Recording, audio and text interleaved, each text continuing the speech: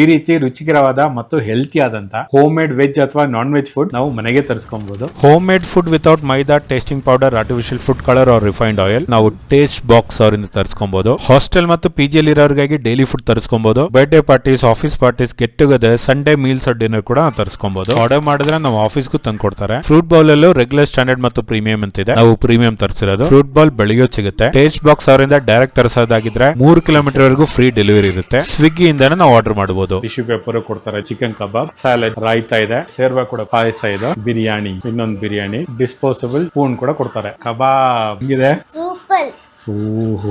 ಕಬಾಬ್ ಕೂಡ ಸಕ್ಕದಾಗಿದೆ, ಚೆನ್ನಾಗಿ ಮ್ಯಾರಿನೇಟ್ ಆಗಿ ಜ್ಯೂಸಿ ಆಗಿರುವಂತ ಕಬಾಬ್. ಮಟನ್ ಬಿರಿಯಾನಿ ಇದು, ಅರೋಮ ಮಾತ್ರ ಸೂಪರ್ ಇದೆಯಲ್ಲ.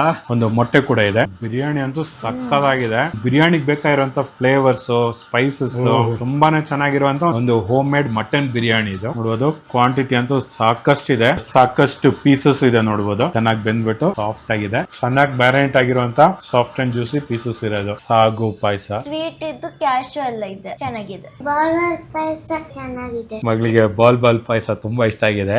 ಸ್ವೀಟ್ ಏನೋ ಕರೆಕ್ಟ್ ಆಗಿದೆ, ಅಂದ್ರೆ ಜಾಸ್ತಿನೆಲ್ಲ ಕಮ್ಮಿನೆಲ್ಲ. ಈ ಪಾಯಸ ಸಕ್ಕದಾಗಿದೆ. ಫ್ರೂಟ್ ಬೌಲ್ ಅಲ್ಲಿ ವಾಟರ್ ಮೆಲನ್ ಇದೆ, ಪಪಾಯ, ಬನಾನಾ, ಮ್ಯಾಂಗೋ, ಇಷ್ಟು ಫ್ರೂಟ್ಸ್ ಇದೆ. ಈ ಕಡೆ ವೆಜ್ಜಸ್ ನೋಡಬಹುದು, ಕ್ಯಾರೆಟ್ ಮತ್ತೆ ಸೌತೆಕಾಯಿ ಇದೆ. ಈ ಕಡಲೆಕಾಯಿ ಎಲ್ಲ ಸೋಕ್ ಮಾಡಿರೋಂಥದ್ದು, ಖರ್ಜೂರ ಇದೆ, ಬಾದಾಮ್ ಇದೆ, ಜೊತೆಗೆ ಮೊಳಕೆ ಕಾಳು ಕೂಡ.